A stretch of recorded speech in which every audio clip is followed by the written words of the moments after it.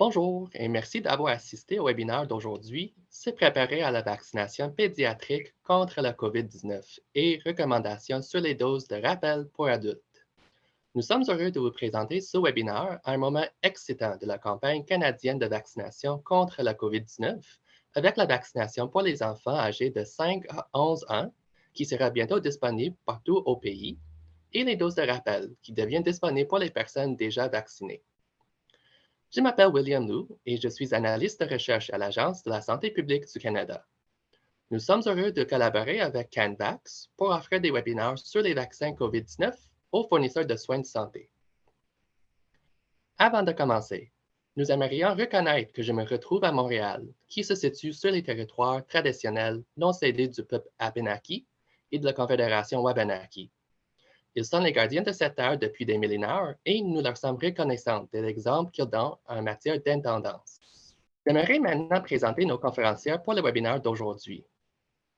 La Dr Nadine Sicard est la directrice générale par intérim du Centre pour la préparation à l'immunisation. Avant qu'elle rejoigne l'Agence de la santé publique du Canada, Nadine était la conseillère médicale de stratégie pour le ministère de la Santé et des Services sociaux pour la province de Québec. Nadine a aussi fait la contribution pour plusieurs comités provinciaux et comités consultatifs nationaux, comme le Comité consultatif national de l'immunisation, le Comité pour l'immunisation canadienne, le Comité sur l'immunisation du Québec et autres. Dr Sicard nous donnera un aperçu du vaccin Pfizer-BioNTech pour les enfants de 5 à 11 ans, de son utilisation et de son administration, ainsi que du calendrier des programmes de vaccination simultanés cet automne et cet hiver. La Dr Marie-Joëlle Doré-Bergeron est pédiatre au CHU Sainte-Justine et professeure adjointe au département de pédiatrie de l'Université de Montréal. Elle est la directrice médicale de la clinique multidisciplinaire de douleurs chroniques du CHU Sainte-Justine. Elle a participé de la mise sur pied d'une initiative institutionnelle de prise en charge de la douleur procédurale au sein du CHU Sainte-Justine, nommée TUDU. Elle est co-responsable du centre affilié francophone du SCIP. Dr Doré Bergeron nous parlera de la gestion de la douleur et de la peur liée à la vaccination chez les enfants. Madame Camille Brunet est infirmière conseil travaillant avec l'équipe développant les mesures de santé publique dans le contexte de la COVID-19. Camille nous présentera quelques modèles de fonctionnement des cliniques de vaccination et les considérations relatives à leur utilisation. Aucun de nos présentateurs n'a de conflit d'intérêt à déclarer. Et maintenant, je passe la parole à Dr Sicard. Merci beaucoup, William. Donc, aujourd'hui, je vais traiter de la vaccination pédiatrique contre la COVID-19 avec le vaccin Pfizer-BioNTech, ainsi que les recommandations du CCNI pour les doses de rappel chez les adultes. La population pédiatrique au Canada compte environ 4,7 millions d'enfants de 0 à 11 ans, ce qui comprend environ 12,5 de la population. Et on estime à 2,9 millions le nombre de personnes qui appartiennent plus particulièrement à la cohorte des 5 à 11 ans. On rappelle que la campagne de vaccination actuelle vise les enfants de ce groupe d'âge. Et en fait, quand on regarde les 5 à 11 ans, ils constituent 62 de la population des moins de 12 ans. Cette diapositive présente le fardeau de la COVID-19 chez les enfants de moins de 12 ans. Dans l'encadré vert se trouve à gauche le nombre de cas ou les taux de COVID-19 depuis le début de la pandémie et à droite, les données spécifiquement pour le mois d'octobre 2021. Il s'agit probablement d'une sous-estimation car plusieurs enfants ont une présentation asymptomatique de la COVID ou ont très peu de symptômes et ne sont pas tous testés. Donc, l'ensemble des cas n'est pas diagnostiqué. Dans les deux colonnes, vous pouvez voir la différence du taux de COVID chez les enfants de moins de 12 ans pour la période depuis le début de la pandémie, environ 200 cas par 100 000, et comparativement au taux d'octobre qui était un peu moins de 400 par 100 000, soit près du double. Et ceci est probablement à raison de la circulation du variant Delta qui est apparu au Canada plus récemment et au fait que ce variant est plus contagieux et que ce groupe d'âge n'était pas éligible à la vaccination jusqu'à présent. Dans l'encadré noir, vous pouvez voir le fardeau des complications de la COVID depuis le début de la pandémie. On sait que chez les enfants, les taux de complications sont quand même assez faibles comparativement à d'autres groupes d'âge. L'encadré bleu montre la proportion de tous les cas qui sont survenus chez des enfants de moins de 12 ans, considérant que ce groupe d'âge représente 12,5 % de la population. Depuis le début de la pandémie, les enfants de moins de 12 ans constituaient 11,3 % des cas, mais en octobre, cette proportion a augmenté à près de 24 %. Probablement que ceci est également attribuable à la circulation du variant Delta dans une population non vaccinée. Finalement, pour l'encadré Bourgogne, cela nous montre le pourcentage de cas de COVID-19 chez les enfants de moins de 12 ans chez qui des complications ont été rapportées. Environ un enfant sur 180 a été hospitalisé et un enfant sur 1500 a été admis aux soins intensifs. En date du 31 octobre 2021, 227 enfants ont présenté des cas de syndrome inflammatoire multisystémique. Et ceci selon les données de 7 provinces. Donc, ce n'est pas complet, mais ça nous donne quand même un aperçu. Et ce syndrome est une présentation sérieuse qui peut suivre une infection à la COVID-19, bien que ce soit très rarement mortel. Les enfants peuvent également être atteints de la COVID longue ou du syndrome post-COVID-19. La fréquence de ce phénomène chez les enfants demeure à l'étude, mais selon les dernières données disponibles, serait quand même moins fréquente que dans des groupes plus âgés, notamment les adultes. Il y a 2 formulations pédiatriques. Premièrement, celle de Pfizer-BioNTech qui a été autorisée le 19 novembre. Elle est constituée d'une dose de 10 microgrammes, donc c'est le tiers de la dose adulte-adolescente. Pour le reste de la présentation, je vais référer à la dose adulte. Ceci comprend la dose adulte et adolescente, mais pour fin de simplification. Donc, cette nouvelle formulation, elle facilite le prélèvement d'une dose qui est plus petite, qui est de 0,2 ml. Et elle comprend comme agent de stabilisateur le tris et saccharose, ce qui permet une plus longue durée de conservation au réfrigérateur, donc 10 semaines au lieu de 31 jours, alors que la formulation adulte contient du phosphate comme agent stabilisant. La soumission pour les enfants de 6 mois à moins de 5 ans est prévue plus tard en 2021 et sera constituée de 3 microgrammes. Pour le Moderna, la demande d'autorisation pour les enfants de 6 à 11 ans a été soumise le 16 novembre. Elle utilisera la même formulation que celle actuelle qui est utilisée présentement pour le vaccin adulte et la dose devrait être de 50 microgrammes ou 0,5 ml, soit la moitié de la dose adulte. Et la soumission pour les enfants de 6 mois à moins de 6 ans est prévue en 2022. Nous allons maintenant comparer les différences entre la formulation pour adultes du vaccin Pfizer-BioNTech et de la formulation pédiatrique. Le capuchon de la formulation pour adultes est violet, tandis que pour la formulation pédiatrique, il sera orange. En plus du capuchon, la fiole pédiatrique comprend aussi des bandes sur l'étiquette, des bandes oranges, ce qui permet d'avoir le visuel de la couleur, même une fois que la fiole est ouverte. Le diluant, c'est le même diluant qu'on est habitué d'utiliser, 1,8 ml pour la dose, pour la reconstitution adulte et 1,3 ml pour la reconstitution de la fiole pédiatrique. La dose adulte, 0,3 ml. La dose pédiatrique sera de 0,2 ml et contiendra 10 microgrammes. C'est également un calendrier 2 doses. Par fiole, lorsqu'on utilise du matériel d'injection à faible espace mort, on peut extraire 6 doses de la formulation pour adultes et dans la formulation pour pédiatrique, il y aura 10 doses. Parmi les allergènes potentiels, le PEG, c'est identique. Toutefois, la formulation pédiatrique contient également l'atrométamine. Une fois que le vaccin est reconstitué, le temps pour utiliser la fiole est de 6 heures pour la formulation adulte et de 12 heures pour la formulation pédiatrique. Donc, on a un petit peu plus de temps post-dilution pour utiliser le vaccin. Et pour ce qui est de la chaîne de froid, une différence importante avec la formulation pédiatrique, c'est qu'on ne peut pas conserver le vaccin au congélateur ordinaire, donc entre moins 25 et moins 15. Toutefois, on pourra conserver le vaccin au réfrigérateur pendant 10 semaines plutôt que 31 jours. Et à la température ambiante, on pourra également utiliser le vaccin 12 heures après la reconstitution, ce qui est plus long que pour la formulation adulte qui est de 6 heures.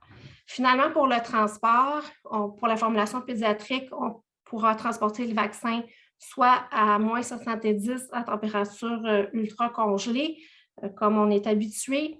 Et avantage, une fois décongelé, il n'y a pas de limite sur la durée du transport avec la formulation pédiatrique. Donc, le vaccin pourra être transporté selon les besoins et conformément aux autres exigences de chaîne de froid. Ici, nous avons un aperçu de l'étude clinique qui a été évaluée dans le contexte de la demande d'autorisation du vaccin. Et l'étude clinique s'est déroulée en plusieurs parties. Pour la sécurité vaccinale, il y a eu une première cohorte, la cohorte originale de phase 2-3.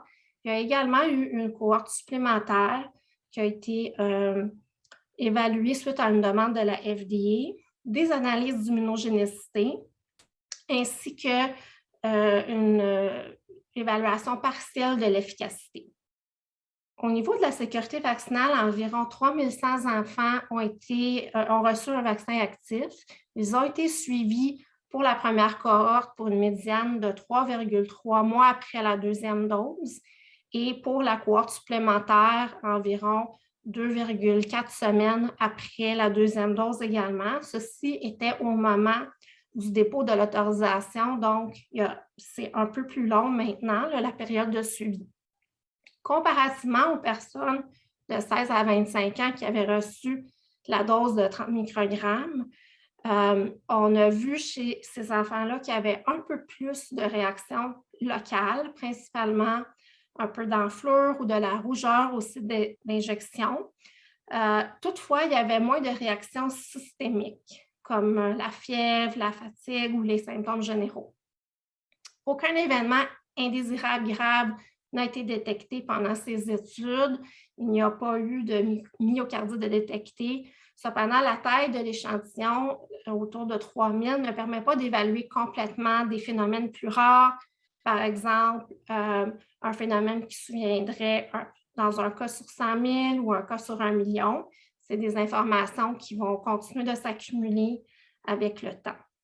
Au niveau de la réponse immunitaire, ce qu'on peut appeler la corrélation immunologique, ou qu'on réfère en anglais, on est plus familier avec le terme, là, je vais le nommer, les études de bridging, qui était le type d'étude qui a été réalisé ici. La hausse des anticorps était similaire chez les enfants de 5 à 11 ans qui ont été évalués à celle des adultes et des adolescents de 16 à 25 ans. Alors, c'était une étude de non-infériorité et les seuils ont été atteints. Donc, vous voyez ici les types moyens géométriques qui étaient très similaires entre les deux groupes. Alors, on s'attend, puisqu'on sait que chez les personnes de 16 à 25 ans, avec ce niveau d'anticorps-là, qu'il y a une très bonne efficacité, que ce sera la même chose chez les plus jeunes. Au niveau de l'efficacité, les informations préliminaires ont montré une efficacité d'environ 90,7 %, ce qui est très similaire à ce qu'on a vu pour les autres groupes d'âge jusqu'à présent, avec un intervalle de confiance de 68 à 98 % environ. Il y a quand même eu un petit nombre d'enfants qui ont fait la COVID pendant l'étude, ce qui explique cet écart. Les recommandations du CCNI pour la vaccination des enfants de 5 à 11 ans sont les suivantes. Le vaccin Pfizer-BioNTech peut être offert à ces enfants. L'intervalle recommandé entre la première et la deuxième dose par le CCNI est de 8 semaines ou plus, ou en d'autres mots, d'au moins 8 semaines. Par précaution, pour le moment, il est recommandé de ne pas administrer de routine le vaccin contre la COVID-19 en même temps que d'autres vaccins ou dans les 14 jours précédents ou suivant l'administration du vaccin contre la COVID, et ceci afin de permettre d'attribuer une manifestation clinique inhabituelle au vaccin le plus approprié si elle survenait. À noter que ceci ne s'applique pas à la prophylaxie post-exposition avec un autre vaccin si celui était nécessaire. Par exemple, si on avait une exposition à la rage. Pour ce qui est des enfants qui ont déjà fait un épisode de COVID antérieur, ils peuvent être vaccinés. C'est un calendrier 2 doses. Une fois que la période de contagiosité est complétée et que les symptômes sont résolus. Ceci étant dit, le CCNI continue d'étudier le nombre de doses qui seraient nécessaires dans ces cas-là. Il va y avoir une mise à jour plus tard, mais pour le moment, l'intervalle qui est également recommandé, c'est d'au moins 8 semaines. Pour les enfants qui auraient fait un syndrome inflammatoire multisystémique par le passé, suite à un épisode de COVID, ces enfants peuvent être vaccinés lorsque les symptômes sont résolus ou qu'au moins 90 jours se sont écoulés depuis le diagnostic et ont choisi le délai qui est le plus long dans la décision du moment approprié pour vacciner. Finalement, pour les enfants qui ont déjà fait une myocardite ou une péricardite, si la maladie n'est pas liée au vaccin contre la COVID-19, le CCNI recommande de consulter l'équipe traitante et de suivre leurs recommandations. Si l'enfant n'a plus aucun suivi actif qui est rétabli, il peut être vacciné. Par contre, si la myocardite ou la péricardite est survenue suivant un vaccin contre la COVID-19, l'enfant ne devrait pas recevoir une autre dose du vaccin COVID-19 pour le moment. Lorsque plus d'informations seront disponibles à ce sujet, cette recommandation pourrait être révisée. Et pour terminer, une autre recommandation importante, il n'y a pas de recommandation de troisième dose ou de rappel chez les enfants de 5 à 11 ans. En ce qui concerne la technique d'injection pour les enfants de 5 à 11 ans, quelques rappels. L'injection doit être effectuée par la voie d'administration intramusculaire. On choisit le site du deltoïde. Si ce n'est pas possible, on peut également utiliser la partie antérolatérale de la cuisse comme un site d'injection alternatif. La longueur de l'aiguille, on recommande de choisir une aiguille de 1 pouce qui est appropriée pour assurer une injection intramusculaire et qui va fonctionner tant pour le deltoïde ou la partie antérolatérale de la cuisse si on utilise ce site. Si jamais la longueur de l'aiguille qui est à notre disposition est plus courte, il faut quand même s'assurer qu'elle permettra d'atteindre une profondeur suffisante pour s'assurer que l'injection est bien effectuée dans le muscle. Et la figure à droite, pour le repérage du deltoïde, on localise l'acromion et puis on utilise 2 à 3 largeurs de doigts sous l'acromion pour identifier le bon endroit et on administre directement au centre du muscle. Outre les vaccins pédiatriques, le CCNI a également formulé un certain nombre de recommandations concernant les doses supplémentaires ou de rappel pour les adultes et les adolescents, donc ce qu'on appelle la troisième dose. Et vous avez ici l'évolution des recommandations depuis le mois de septembre. Je vais me concentrer sur le troisième point de la diapositive. Donc, dans les dernières recommandations qui ont été émises le 29 octobre, voici le résumé des recommandations. Donc, premièrement, la troisième dose, elle est offerte au moins 6 mois après la série initiale. Elle devrait être offerte, cette dose de rappel-là, aux résidents des établissements de soins de longue durée ou dans d'autres milieux d'hébergement qui fournissent des soins aux personnes âgées, ainsi qu'aux adultes de 80 ans et plus.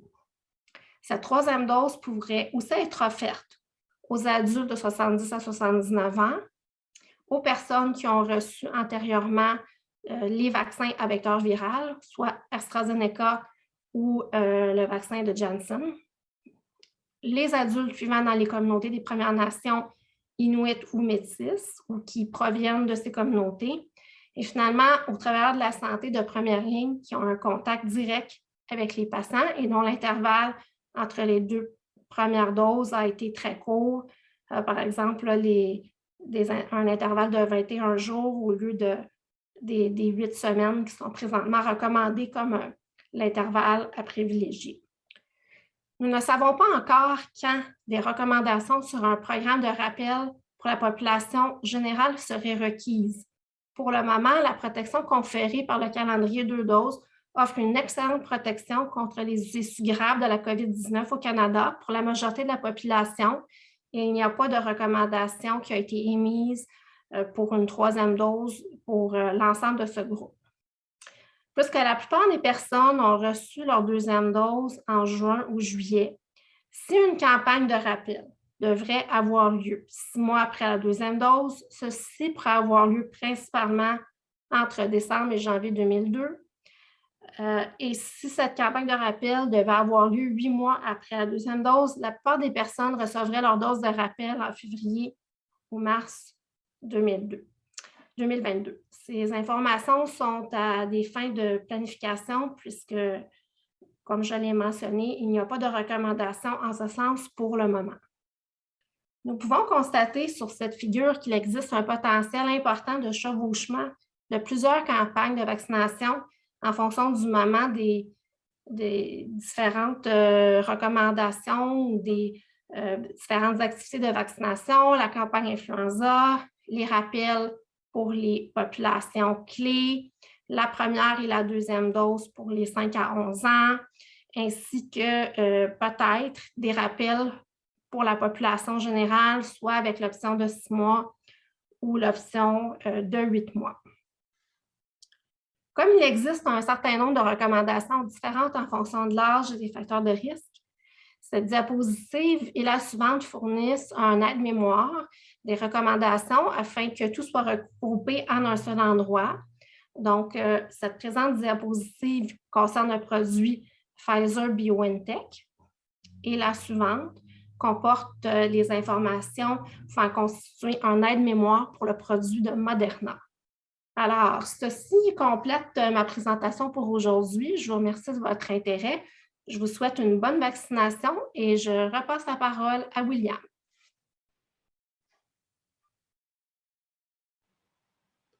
Et merci beaucoup, Dr. Sicard. Maintenant, je passe la parole à Dr. Dorée Bergeron. Merci beaucoup. Si c'est possible d'avoir la prochaine diapo.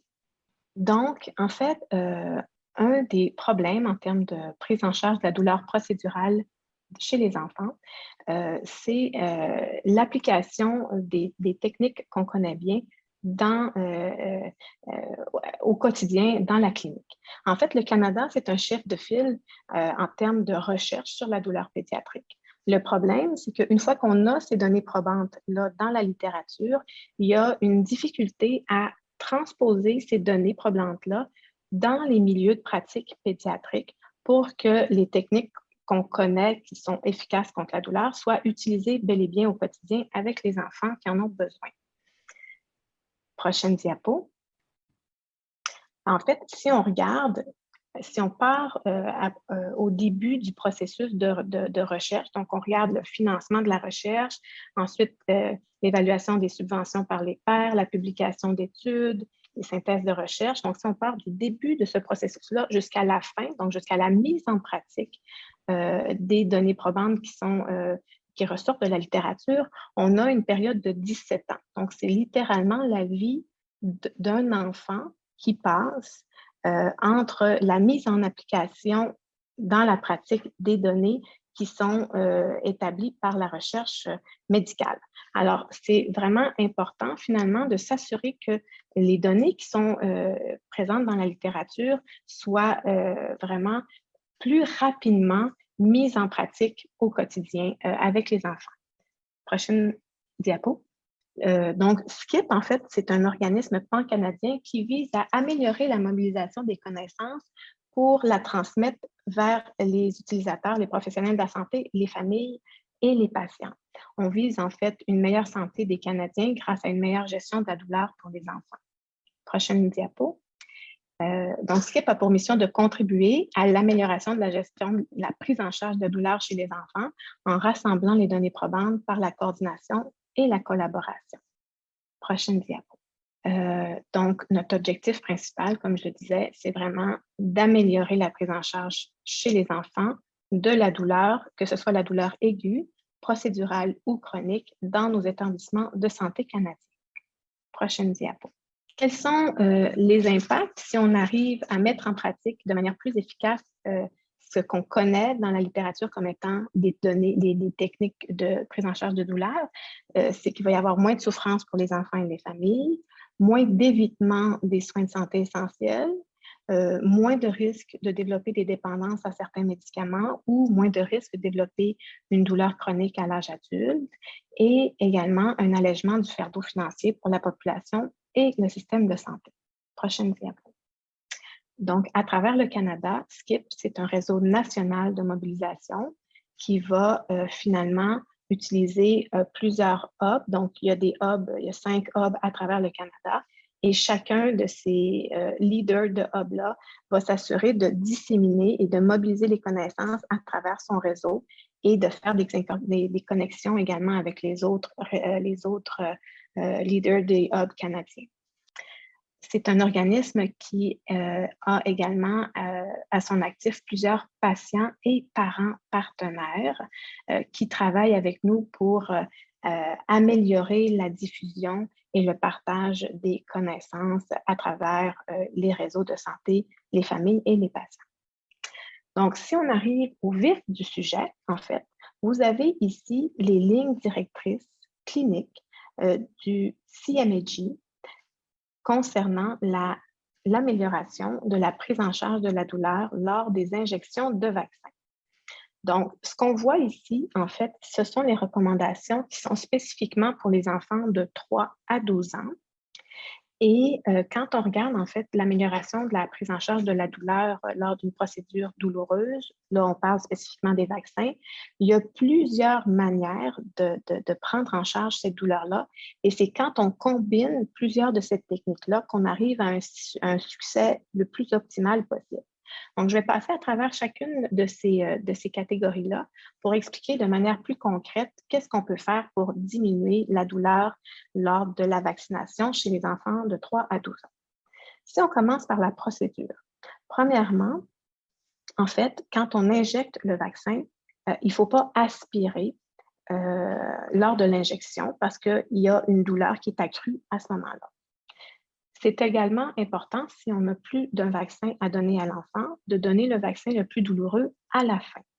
Par ailleurs, nous ne recommandons pas de donner des injections simultanées. Il y a, par exemple, certaines personnes, s'il y a 2 vaccins à donner, ils vont être, par exemple, 2 infirmières qui vont donner les 2 vaccins simultanément dans les 2 bras. Donc, nous ne recommandons pas cette technique-là pour les enfants pour diverses raisons. Premièrement, dans la littérature, il n'y a pas de données probantes qui ont prouvé que cette technique-là diminuait la douleur chez les enfants entre 3 et 12 ans. Deuxièmement, en fait, si on regarde, c'est un peu plus anxiogène probablement parce qu'on a 2 professionnels de la santé qui vont encadrer l'enfant afin de donner la vaccination en même temps. Et souvent, on va être obligé de changer un petit peu le positionnement de l'enfant parce qu'on est 2 personnes qui vont vacciner en même temps. Donc, peut-être qu'on n'est pas capable de garder l'enfant assis, peut-être qu'on doit le maîtriser davantage. Et donc, toutes ces choses-là vont faire en sorte que l'intervention va devenir plus anxiogène. Alors, non seulement on n'a pas de preuve que ça réduit la douleur, mais en plus, on augmente la possibilité que cette intervention-là soit plus anxiogène. Alors, ce n'est pas une recommandation que de faire des injections simultanées. Si on regarde ensuite les techniques physiques, alors, on préconise vraiment une position assise lors de la vaccination. Je vais en parler un petit peu plus tard, mais si on est capable même d'asseoir l'enfant sur son parent, c'est encore mieux. Donc, la position assise permet d'avoir une meilleure sensation de contrôle sur la situation si on la compare à une position couchée où l'enfant se sent plus vulnérable et souvent plus anxieux. Deuxièmement, on a un appareil qui s'appelle l'appareil vibrant externe avec du foie ou plus communément appelé, pour ceux qui le connaissent, le BOSI. Donc, le buzzy, en fait, c'est une petite abeille. Ça ressemble à une petite abeille. C'est un petit dispositif qui est environ, je dirais, la taille peut-être 3 ou 4 cm de diamètre, qui ressemble à une abeille. Et donc, le corps de l'abeille vibre et les ailes sont sont faites de ice pack, on pourrait dire, donc sont froides. Alors, quand on pose cette petite abeille-là sur le site de la vaccination pendant 60 secondes, ça va donner une sensation de vibration, puis une sensation de froid également au pourtour à cause des ailes. Donc, en général, ce qu'on fait, c'est qu'on appose l'abeille, le buzzy, sur le site de vaccination pour 60 secondes. Et ensuite, on va monter le buzzy un petit peu plus haut que le site de vaccination pour libérer l'endroit où est-ce qu'on injecte le vaccin. Et ça, en fait, ça fonctionne grâce à la théorie du portillon. Donc, c'est comme si on envoyait, au même moment où est-ce qu'on envoie la sensation de piqûre, on envoie aussi juste à côté des sensations de vibration et de froid qui vont venir un petit peu diminuer la sensation de douleur qui est causée par le vaccin. Alors, il y a beaucoup de données probantes dans la littérature qui montrent que l'utilisation du buzzy va diminuer la douleur lors de la vaccination.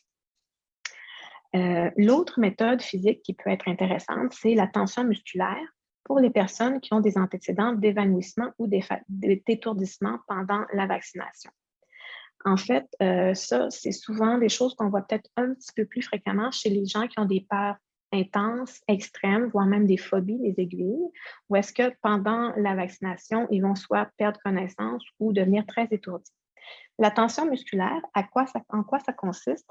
C'est en fait à justement augmenter la tension dans les muscles, par exemple des jambes ou du ventre, si on est en position assise. Évidemment, on ne recommande pas à l'enfant d'augmenter la tension musculaire dans le bras où est-ce qu'il va recevoir le vaccin. Donc, juste un petit peu avant la vaccination, on demande à l'enfant d'augmenter la tension dans les muscles, par exemple, de ses jambes ou de serrer ses genoux ensemble. Et là, on va demander à l'enfant de compter 10 à 15 secondes pour garder les genoux serrés. Ou on peut lui dire jusqu'au temps où est-ce que tu sens ton visage un petit peu rouge. Puis après ça, on va relâcher la tension musculaire pendant environ 20 à 30 secondes. Quand on relâche la tension dans les muscles des jambes, on n'est pas obligé de relâcher de manière excessive, on va juste retourner à une tension musculaire normale. Donc, on fait ça, on répète ces étapes-là plusieurs fois et pendant le cycle de répétition, on va vacciner la personne. Et donc, cette technique-là vise à réduire les épisodes d'évanouissement et d'étourdissement. Nous ne recommandons pas la stimulation tactile manuelle.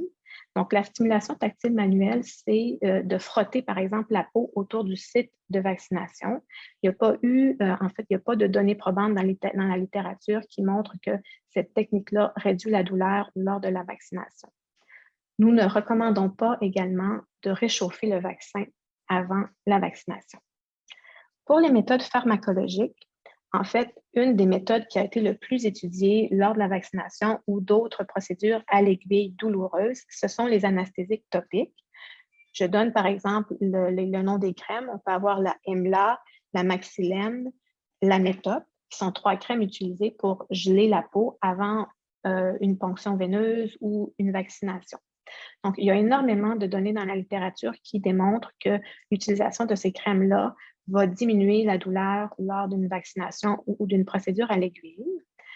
Par contre, évidemment, ça demande un petit peu d'organisation parce que, afin d'être efficace, ces crèmes-là, dépendamment de laquelle on choisit, on doit l'appliquer pour 30 à 60 minutes au niveau du site, disons, de vaccination. Donc, c'est sûr que si on reçoit l'enfant à un site de vaccination, un endroit où est-ce qu'on se fait vacciner, bien, il faut prévoir peut-être ce 30 à 60 minutes-là d'avance, à moins que les parents aient été mis au courant de cette technique-là au préalable et arrivent à la vaccination avec la crème déjà en place sur le bras. Nous ne recommandons pas l'utilisation de réfrigérants à vapeur, ce qu'on appelle aussi le vapocoolant ou le pain ease. Donc, le pain ease, en fait, qu'est-ce que c'est? C'est un spray qui va refroidir de manière assez importante la peau au site où est-ce qu'on envoie l'atomiseur. Et nous ne recommandons pas cette technique-là pour les enfants de 3 à 12 ans parce qu'en fait, ça les rend souvent anxieux. Le bruit d'abord du spray est assez fort et le froid est assez surprenant sur la peau. Et donc, en général, ça rend les enfants plus craintifs que ça ne les rassure. Et donc, pour cette raison-là, on ne recommande pas son utilisation. Ça peut être une technique qui peut être utilisée chez les enfants plus vieux, les adolescents ou les adultes, mais chez les plus jeunes enfants, en général, ça nuit plus que d'autres choses. Nous ne recommandons pas également l'utilisation d'acétaminophène ou d'ibuprofène avant la vaccination. Ça n'aura aucune incidence sur la douleur lors de l'injection du vaccin. Nous recommandons évidemment de l'éducation sur la prise en charge de la douleur pour les gens qui donnent les vaccins, pour les parents et pour l'enfant vacciné. Ça va permettre évidemment aux familles et à l'enfant d'être plus à l'affût et plus au courant des techniques qu'ils peuvent faire pendant l'intervention. Et donc, peut-être qu'ils vont pouvoir se préparer en apportant des objets de distraction ou peut-être qu'ils vont pouvoir mettre la crème au niveau du site du vaccin avant de se présenter pour avoir le vaccin. Puis évidemment, si les vaccinateurs sont plus au courant des techniques, des différentes techniques à utiliser pendant l'injection du vaccin, la procédure va être beaucoup plus agréable et moins anxiogène. Pour ce qui est des enfants de 10 ans et moins ou les enfants de 10 ans et plus qui le souhaitent, on suggère aux parents d'être présents pendant l'intervention, pendant le vaccin. Et en fait, même pour les plus jeunes enfants, s'ils peuvent être assis sur le parent, ça a définitivement une diminution au niveau de l'anxiété lors de l'intervention douloureuse. En termes des interventions psychologiques, la signalisation verbale de la procédure est suggérée. Donc, qu'est-ce que c'est la signalisation verbale? En fait, c'est de tout simplement dire, par exemple, 1, 2, 3, on y va, ou 1, 2, 3, ça y est. Donc, finalement, d'avertir de manière neutre l'enfant qui va se faire vacciner que ça arrive bientôt. On ne recommande pas, par contre, d'utiliser de langage en lien avec la piqûre en soi. Donc, on ne dira pas 1, 2, 3, je te pique ou 1, 2, 3, attention, ça va faire mal. Parce que là, on vient nuire un petit peu là, à l'effet. Mais certainement, de signaler de manière neutre que le vaccin arrive, c'est une bonne chose. La distraction, alors évidemment, la distraction, ça a été énormément étudié pour les interventions douloureuses comme la vaccination et ça fonctionne très bien. Il y a plusieurs sortes de distractions qui peuvent être faites. Par exemple, la distraction verbale, qui pourrait tout simplement être d'avoir une conversation avec l'enfant pendant l'intervention, mais une conversation qui n'a pas du tout de lien avec la vaccination. Donc, on peut parler de ses dernières vacances, on pourrait parler de son repas préféré, on pourrait parler de ses amis puis des activités qu'il fait à l'école avec eux, tout plein de sujets différents. Il y a les écrans, évidemment, donc les téléphones, les tablettes, pour écouter des vidéos, pour peut-être jouer à un jeu ou encore regarder des photos, peu importe, se mettre de la musique. Alors ça peut être pertinent également. Et il y a aussi les respirations avec un jouet. Donc, qu'est-ce que c'est une respiration avec un jouet? Par exemple, souffler des bulles pendant qu'on se fait vacciner ou souffler un vire-vent lorsqu'on se fait vacciner. Le problème avec la respiration avec les jouets actuellement, c'est que, bien évidemment, nous sommes en période de pandémie et donc les jeunes enfants qui arrivent pour se faire vacciner ont en général un masque sur le visage et donc, actuellement, ce ne sont pas des techniques qui peuvent être vraiment utilisées. Mais dans un moment où est-ce nous ne serons plus en pandémie, je vous invite fortement à les essayer. Les bulles, c'est hyper populaire chez les jeunes enfants. Alors, la distraction, il faut l'adapter selon l'âge développemental de notre patient. Donc, un enfant de 3 ans n'aura évidemment pas le même genre de distraction qu'un enfant de 12 ans. Et alors, on suggère d'être un petit peu à l'affût de qu'est-ce que notre patient aime, qu'est-ce qui l'intéresse comme sujet, parce que la distraction va être encore plus efficace de cette manière-là. Si les parents sont au courant de ces choses-là, ils peuvent eux-mêmes apporter lors de la vaccination un objet qui va distraire facilement leur enfant. On évite lors de la vaccination les fausses suggestions. Qu'est-ce que c'est une fausse suggestion? C'est de dire à notre patient « ça fera pas mal »,« c'est presque fini ».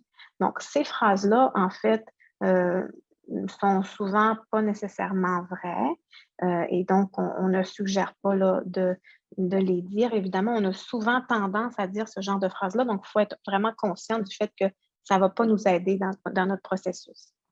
L'autre chose qu'on voudrait éviter aussi, c'est la rassurance. En fait, on évite de réassurer l'enfant.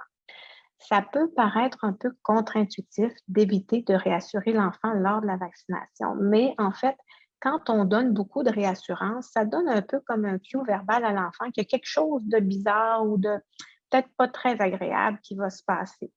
Donc, au lieu de dire bravo, tu fais bien ça, je te félicite, tu es un champion, on va plutôt orienter notre discours vers vraiment la distraction, comme je le disais un peu plus tôt, parler d'un sujet complètement différent, mais qui ne va pas vraiment porter l'attention de l'enfant vers le vaccin qui s'en vient bientôt. On suggère aussi, là, la phrase est un peu bizarre, mais de ne pas respirer. Ça, ce que ça veut dire par là, évidemment, on suggère de respirer pendant la vaccination, mais il ne faut pas nécessairement bloquer notre respiration ou tousser. Donc, ce n'est pas des méthodes chez les jeunes enfants qui vont aider à diminuer la douleur lors de la vaccination.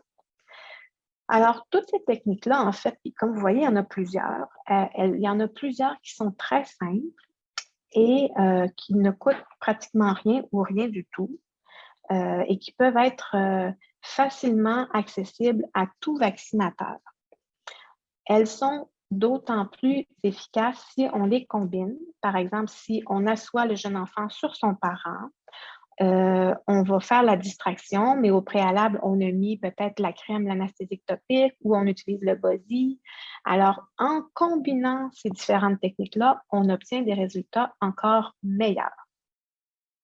Donc, en fait, les techniques dont j'ai parlé sont utiles pour les enfants qui ont une peur légère à modérée des aiguilles. Par contre, chez les enfants qui ont une peur extrême, voire même une phobie des aiguilles, même si on utilise plusieurs de ces techniques-là, ou même si on combine ces techniques-là, souvent, ça ne sera pas suffisant pour ces enfants-là qui ont vraiment une peur extrême des aiguilles ou une phobie.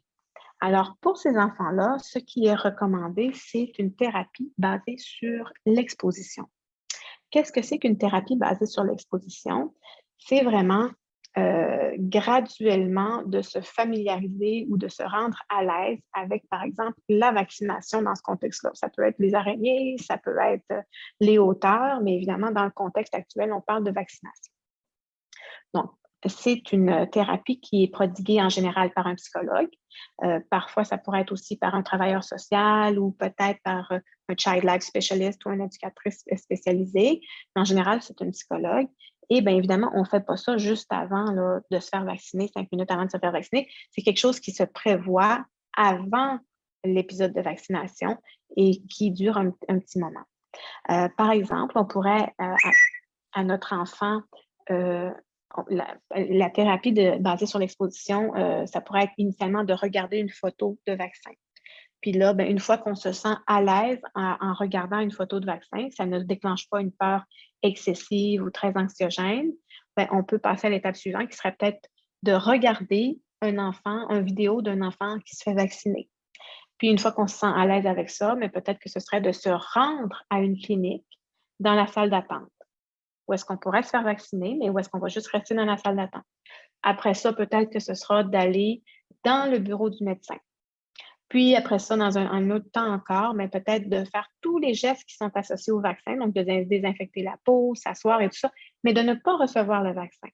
Puis, au final, ce serait de recevoir le vaccin. Donc, cette thérapie-là, évidemment, ça prend peut-être plus qu'une séance. Et une fois qu'on a l'impression que c'est vraiment bien maîtrisé, bien là, l'enfant peut se présenter pour la vaccination.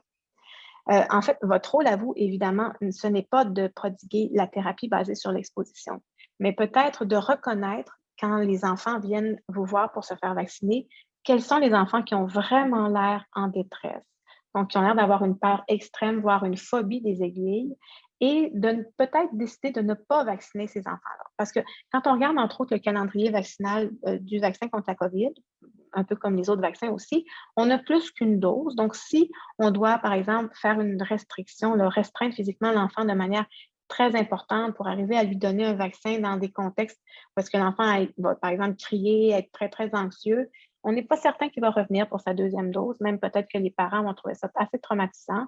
Donc, on est aussi bien de reconnaître chez ces enfants-là là, la nécessité de les orienter vers un spécialiste qui va pouvoir adresser cette peur extrême-là ou cette phobie-là et finalement revenir dans un deuxième temps pour se faire vacciner quand ils sont plus outillés pour être en gestion puis en contrôle de leur situation.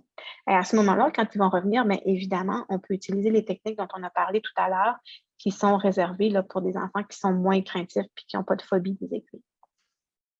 Pour ce qui est de l'autre chose également, c'est la tension appliquée, la tension musculaire, dont on a parlé un peu plus tôt, qui peut être utile pour ces enfants-là parce que souvent, ce sont eux qui vont s'évanouir lors de la vaccination.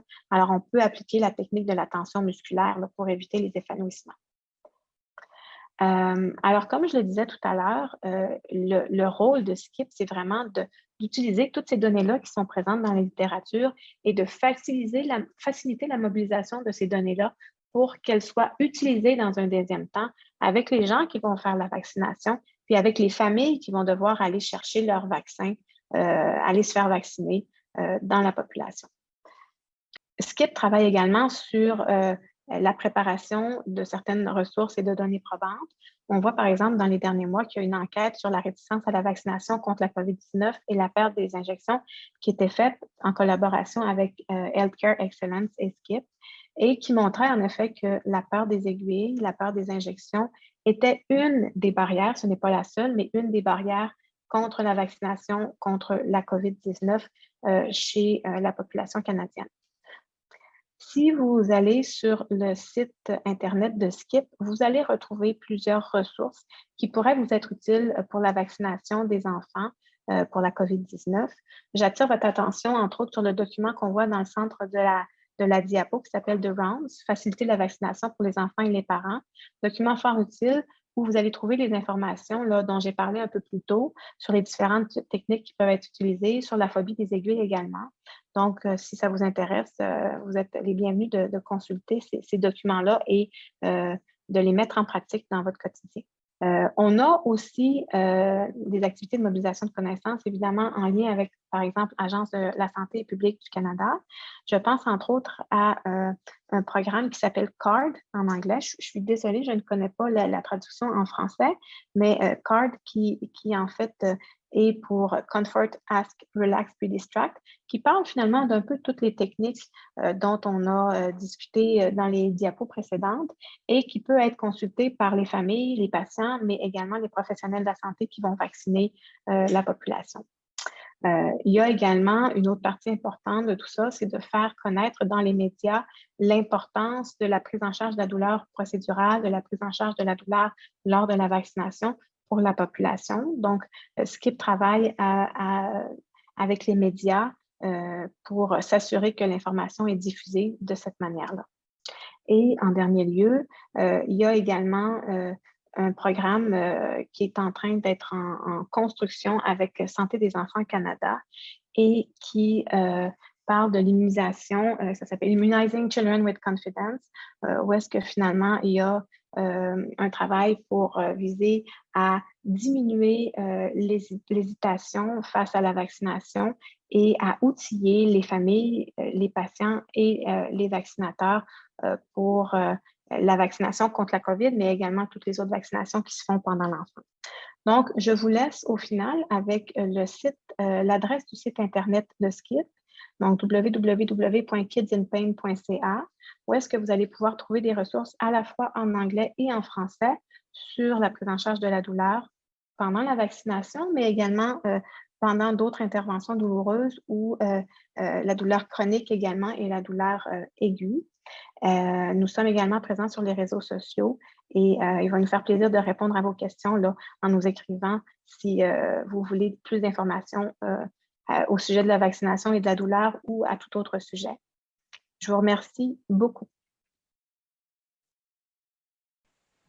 Parfait. Merci beaucoup, Dr. Dorée Bergeron, pour la présentation. On va maintenant passer la parole à Mme Camille Brunet.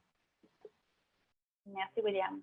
Donc, l'Agence de la santé publique du Canada a produit un guide à l'intention des autorités et du personnel de santé publique qui ont planifié des cliniques de vaccination pédiatrique contre la COVID-19 et des cliniques de vaccination à multiproduits.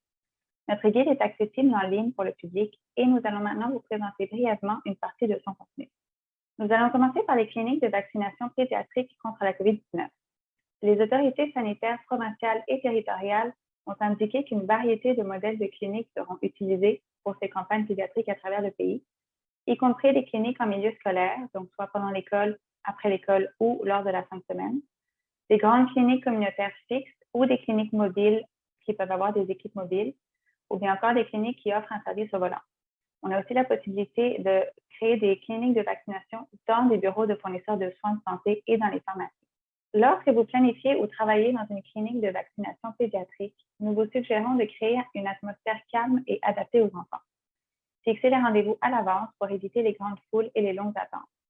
Si de longues attentes sont inévitables, envisagez des moyens pour que la clinique puisse fournir des distractions en toute sécurité dans la salle d'attente pour minimiser l'anxiété des enfants, surtout lorsque les familles ne sont pas venues équipées de leur propre distraction. Minimisez aussi le bruit et évitez la musique, car celle-ci rend l'audition difficile et oblige les gens à parler fort. Prévoyez un budget pour le matériel et les fournitures pour adapter l'environnement aux enfants, par exemple en utilisant des décorations et une signalétique colorée. L'intimité peut être aussi assurée par des rideaux, des cloisons amovibles ou des couvertures colorées qui permettent de séparer les postes de vaccination et qui empêchent les enfants qui sont dans la salle d'attente de voir les autres se faire vacciner. Des distractions adaptées à l'âge des enfants peuvent être proposées au poste de vaccination même. Pensez aux objets ou aux jouets que les enfants peuvent tenir ou avec lesquels ils peuvent jouer et qui peuvent être facilement nettoyés entre chaque client ou même qui sont à usage unique, par exemple des autocollants ou des pages à colorier imprimées. Permettez aux enfants d'apporter un objet de la maison pour se réconforter, comme une peluche ou un appareil électronique.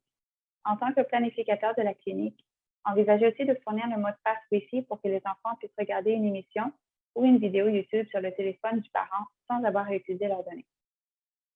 Consultez des spécialistes du milieu de l'enfant ou d'autres experts pour obtenir des conseils sur les considérations environnementales. Par exemple, le fait d'aménager un espace privé et relaxant pour les enfants qui sont particulièrement anxieux ou qui ont des besoins particuliers. Assurez-vous qu'il y ait aussi une sécurité adéquate pour le personnel, les bénévoles et les clients et qui peuvent aider à contrôler la foule et le flux de la clinique si nécessaire. Nous nous attendons à ce que le taux de vaccination soit plus bas que dans les cliniques pour adultes. La fratrie peut être vaccinée en même temps s'ils sont éligibles et le frère ou la sœur le moins craintif peut passer en premier. Il est important que le personnel sache qu'il peut prendre son temps. En termes de formation, nous recommandons que tous les membres du personnel de la clinique soient formés sur la gestion de la douleur et à la phobie des aiguilles. D'autres connaissances, telles que la mise à l'aise des enfants, les techniques de distraction adaptées à l'âge et le soutien auprès des enfants qui ont des besoins développementaux ou émotionnels sont aussi importants. Le personnel doit également savoir comment réagir dans des situations telles que si un enfant est accompagné par quelqu'un qui n'est pas son parent ou son tuteur, lorsqu'il y a un problème nécessitant des services de protection de l'enfance ou s'il y a des effets indésirables qui surviennent chez les enfants. Prochaine diapo. Voici quelques considérations relatives aux cliniques de vaccination pour la clientèle pédiatrique, particulièrement dans un milieu scolaire. Toutes les juridictions n'utiliseront pas nécessairement des cliniques en milieu scolaire, mais celles-ci présentent certains avantages. Les écoles sont généralement bien connues de la communauté et facilement accessibles et situées dans des endroits pratiques. Elles peuvent accroître l'accès équitable aux vaccins et peuvent entraîner une couverture vaccinale plus élevée pour certaines communautés. Elles sont pratiques pour les parents car ils n'ont pas besoin d'organiser un rendez-vous, de se déplacer ni de s'absenter de leur travail.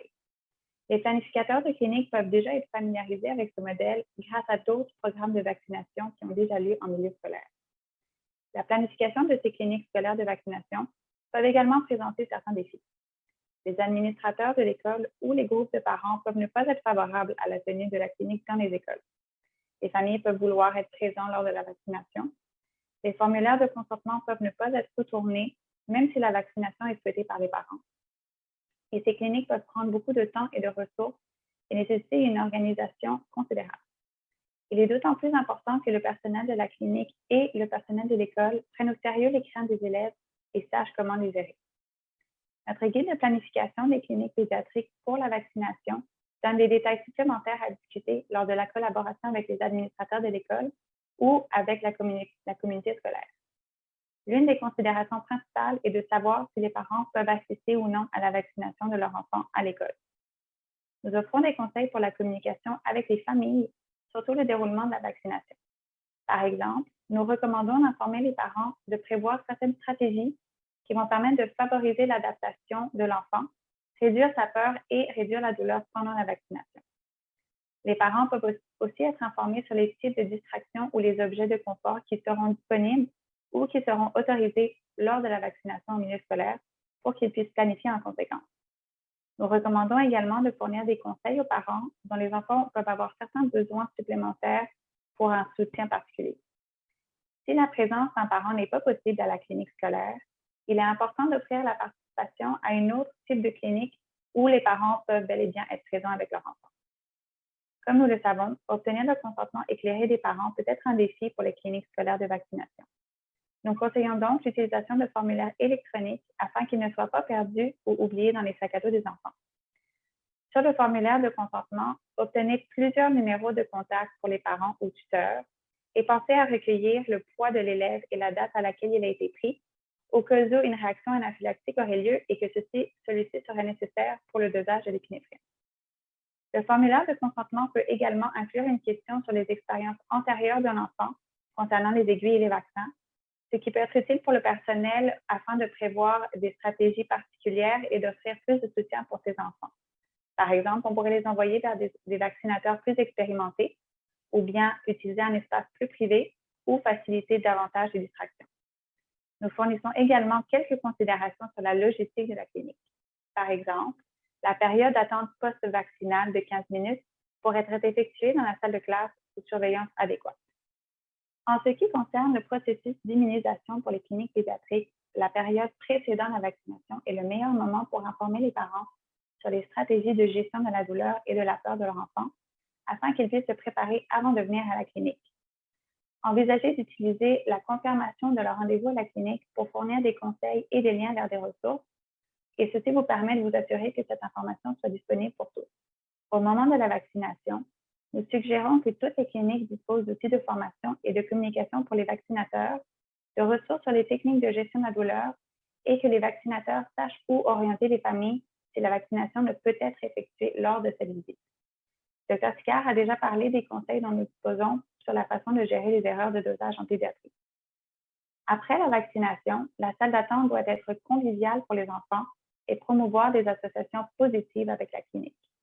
Les divertissements adaptés à l'âge des enfants peuvent donc être utilisés, tout en gardant à l'esprit les mesures de santé publique pour la COVID-19. Vous pouvez distribuer des symboles de félicitations pour la vaccination, par exemple des autocollants ou des jouets, mais évitez de fournir de la nourriture à moins qu'elle ne soit emballée et puisse être emportée. Ceci permet d'éviter que les clients n'enlèvent leur masque pour manger à l'intérieur de la clinique. Assurez-vous aussi que si vous distribuez de la nourriture, que celle-ci ne contient pas d'allergènes courants comme les arachides. Comme d'habitude, c'est à ce moment-là que les instructions de suivi sont données aux parents, ainsi que les informations concernant la planification de la deuxième dose. Voici maintenant un aperçu des cliniques offrant plus d'un produit vaccinal dans le même lieu, autrement nommé clinique vaccinale à multiproduits. Tel que mentionné plus tôt par Dr. Sicard, il y a plusieurs campagnes de vaccination simultanées qui sont actuellement en cours ou qui sont prévues au cours des prochains mois. Certaines autorités sanitaires et certains vaccinateurs peuvent avoir déjà travaillé dans des cliniques de vaccination de masse offrant multiples produits, par exemple en offrant des produits de vaccination contre la grippe saisonnière destinés à différentes populations. Mais ce n'est pas tous les planificateurs ni tout le personnel des cliniques qui ont cette expérience, d'où pourquoi nous offrons les recommandations suivantes.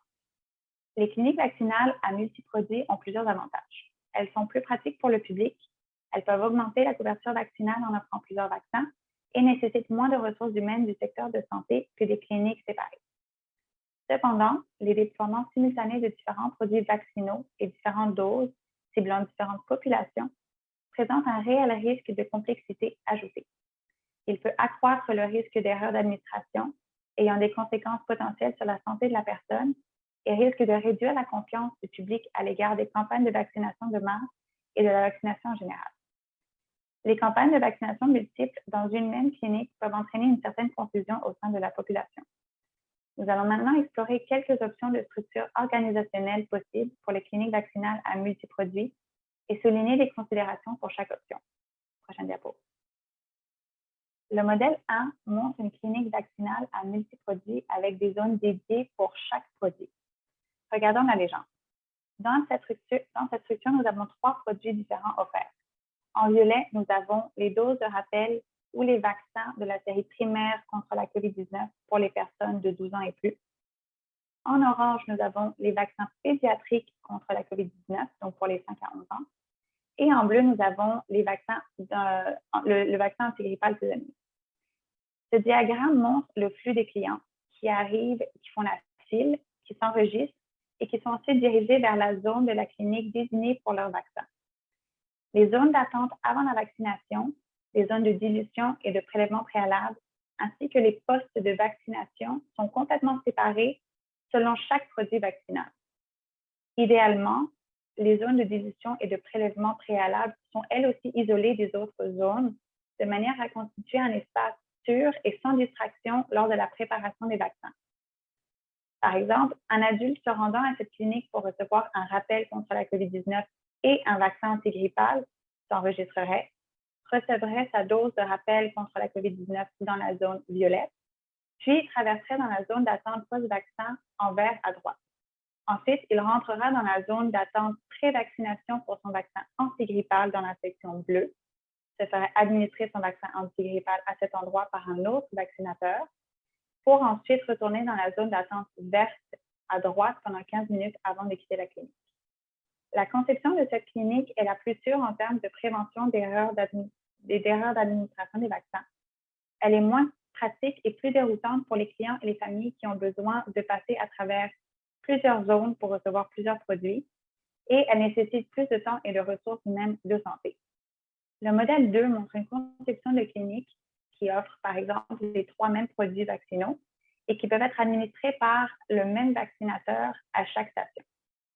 Donc, par sécurité et pour éviter les erreurs, chaque vaccin dispose tout de même de sa propre zone de dilution et de prélèvement qui est séparée du reste des zones, qui est illustrée au centre à gauche avec chaque couleur pour chaque type de produit. Une famille ou une personne peut se rendre à un seul poste de vaccination pour recevoir plusieurs produits à la fois. Donc, par exemple, ça peut être un adulte qui vient pour recevoir son rappel contre la COVID-19 et son vaccin antigrippal.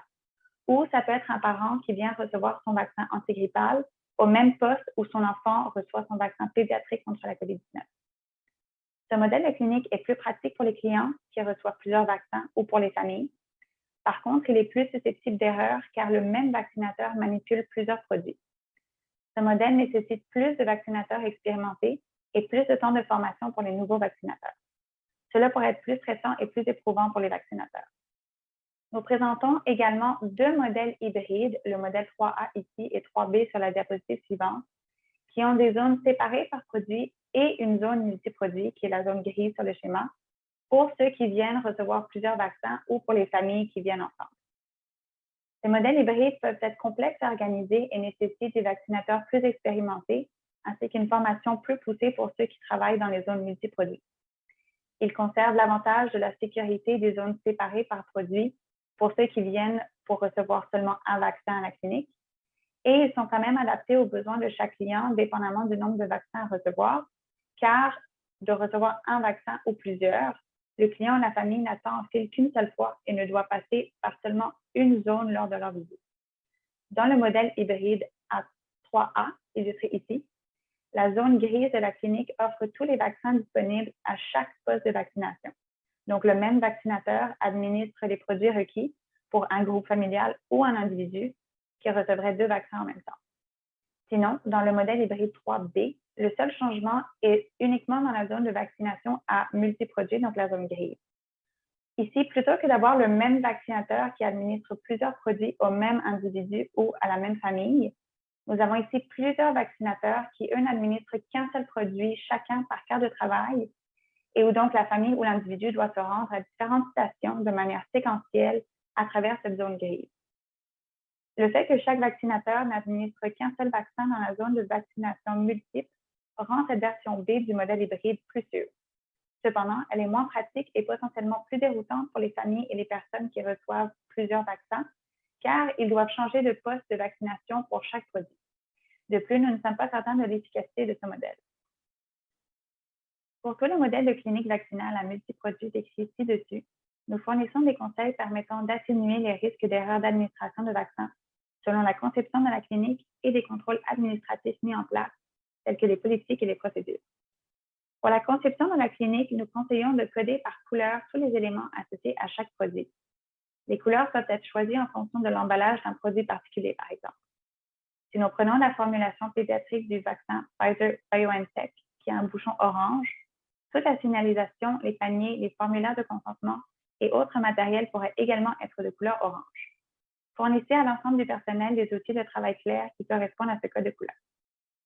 Comme vous l'avez vu dans les diagrammes de clinique proposés, il est recommandé d'avoir des stations de dilution et de prélèvement séparées pour chaque produit ou dosage afin d'éviter les erreurs. Vous pouvez également exiger que les dilueurs ne travaillent qu'avec un seul produit par carte de travail pour éviter davantage des erreurs. En termes de contrôle administratif, nous recommandons que le personnel plus expérimenté travaille au poste qui offre plusieurs produits ou différentes doses et que les nouveaux vaccinateurs soient jumelés avec eux pour être formés à ce rôle.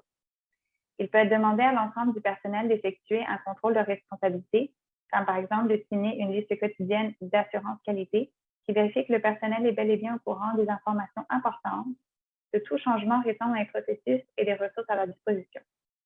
Il convient d'élaborer des politiques et des procédures pour gérer les erreurs et encourager activement le signalement d'incidents ou d'erreurs pour assurer un suivi approprié du client et que l'événement serve d'opportunité d'apprentissage pour le personnel et d'amélioration pour les processus, les politiques et les procédures.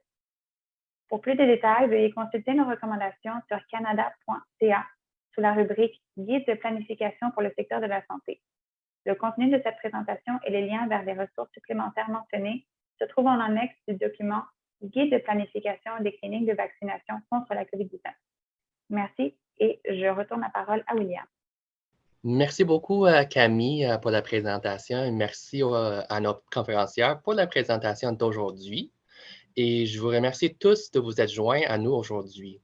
Ceci étant dit, veuillez noter qu'une copie de la présentation sera disponible sur le site de Canvax pour ceux et celles qui souhaitent les réviser.